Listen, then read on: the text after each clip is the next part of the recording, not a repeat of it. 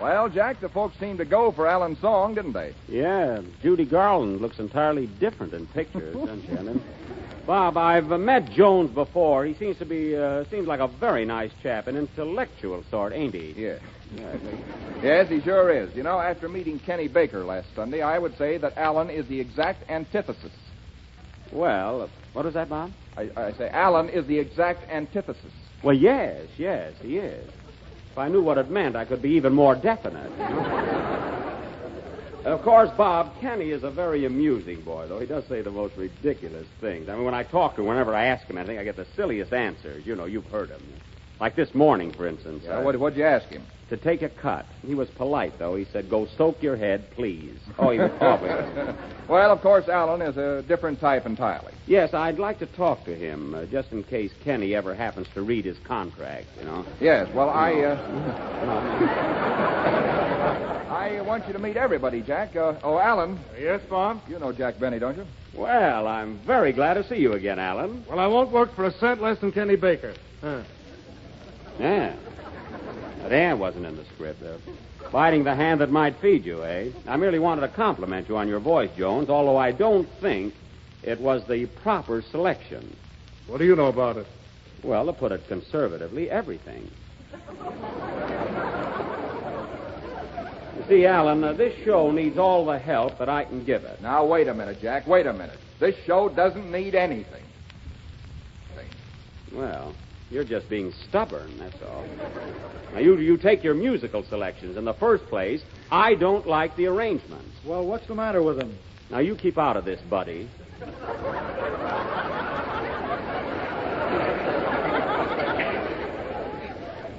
Who asked you to butt in, anyway? Listen, Jack, this is Meredith Wilson, our conductor. Oh. Now, look, Mr. Wilson, I sounded like Edward Horton then, didn't I? Now, look, Mr. Wilson, I was just telling Bob that the arrangements of your selection should have a little more schmaltz. You know, sounder construction in the bass, and let the melody carry itself. You know? Well, Mr. Benny, when I want your advice, I'll send for you. And I didn't send for you.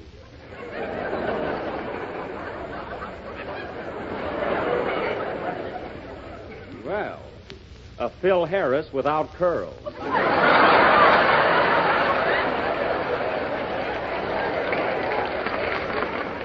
Yeah? Well, you're a Clark Gable without hair.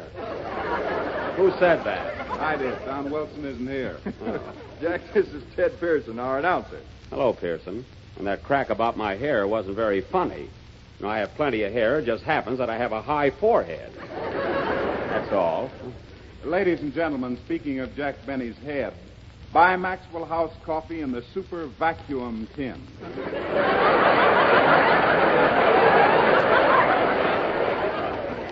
Well, this is a fine way to run a program, commercial plugs right in the middle.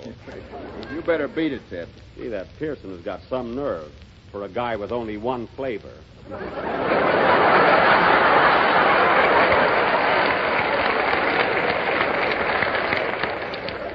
Well, Bob, anyway, now that I've got your show rolling along, an idea strikes me that right here, Meredith Wilson must play a sock number. Well, is there any particular number you can suggest, Jack? Well, How about Rosalie? No, not Rosalie. That number's so worn out. Let him play anything but Rosalie, Bob. See? Hey. I trapped him, folks. That's the number I really wanted. Always and always. Hey, that's not Rosalie. I've been wrong. Adoring and wonder of you. Always and always, my love will go soaring to heaven or under the blue. Life is strange and ever changing, doesn't make reason or rhyme.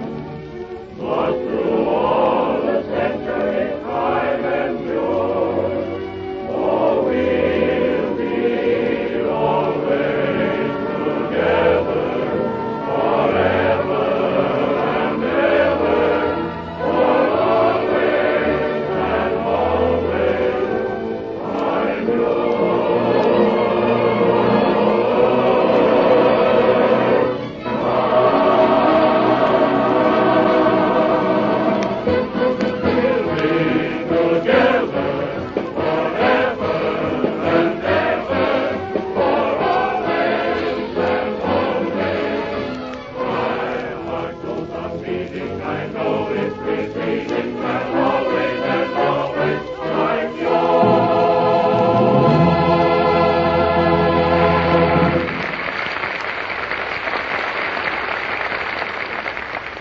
Now, Bob, I think right here I ought to play a violin solo. Jack, go away.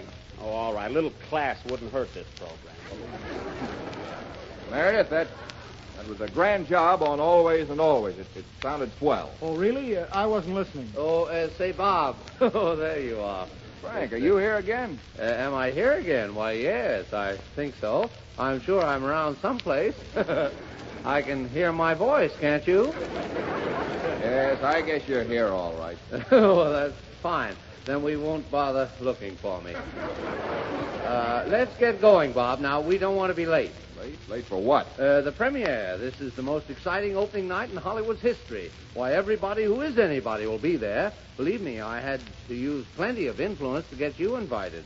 And now you hesitate. Don't get... Frank, where is this opening night? At Grauman's Chinese Theater? No. At Tisha Bob's Turkish Baths. It's a formal affair, you know. I'm wearing a top hat, white tie, and a black towel. Do it right, I always say. No, thanks, Frank. I'm not going to the opening night of any Turkish bath. Oh, but, Bob, I got 2 front row seats in the steam room. We'll have a hot time. And they tell me it's a very stylish place. Yeah, what can be stylish about a Turkish bath? Well, in the ordinary Turkish bath, you have to take a shower before you go into the pool. Yeah, well... Well, but in this place, they make you take a shower before you take a shower. Very sanitary. No, you better count me out, Frank, but you'd better go. You certainly look flabby. Well, that's because I exercise. Oh, who looks flabby? Why, Bob, you can't be serious. You know I'm the perfect physical specimen. Why, only this morning I ran 100 yards in 8 seconds. 8 seconds? Yes. Well, it takes Jesse Owens 9 2/5 seconds to run 100 yards. Yes, but I know a shortcut. Why, when I was in the Olympics in 1914... Frank, I didn't know that you were in the Olympics. Well, neither did I until just now. Of course I was. Well, Bob, I was the sensation of the Olympics of 1918. I thought it was in 1914. My, time flies, doesn't it? Bob, I'm sorry you missed me in those Olympics of 1922. Let's see, they were held in the southern part of Europe. Yugoslavia? Yes, and I go skiing, too. Oh, Yugoslavia. That's the country. I thought you were clearing your throat. Yes, Bob, there's nothing like outdoor sports to keep you fit. Why, right here in California, I exercise every day, if it isn't raining. You should see me make a standing broad jump. And I'm a wizard at those old Grecian sports, throwing the javelin, pole vaulting. What about the discus? Oh, the discus. Well, I make my wife wash them. I wear the pants in my house with an apron over them. Yes, Frank, I think America will acknowledge that you're definitely a manly type. Oh, thank you, Bob. Yes, you're one man who is the absolute personification of masculine charm. Yes. The epitome of dashing virility. Oh, what do you hear? From the dictionary? You know, Bob, I didn't know that I was so good. I'm going right out and hire a press agent. So long. I'll see you next... Yes.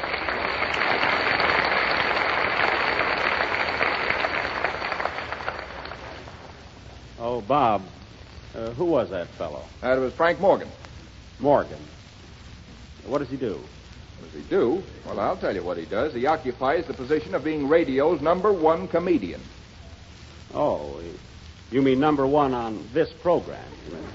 #1 on this program or any radio program. Oh, well. You mean not counting Sunday nights, of course. Yes, counting Sunday nights or any nights. He's the funniest man in the country. Well, that's open for discussion, you know. No, that's closed. Well, I've just opened it. And it's going to stay open if we have to run into Bing Crosby's program.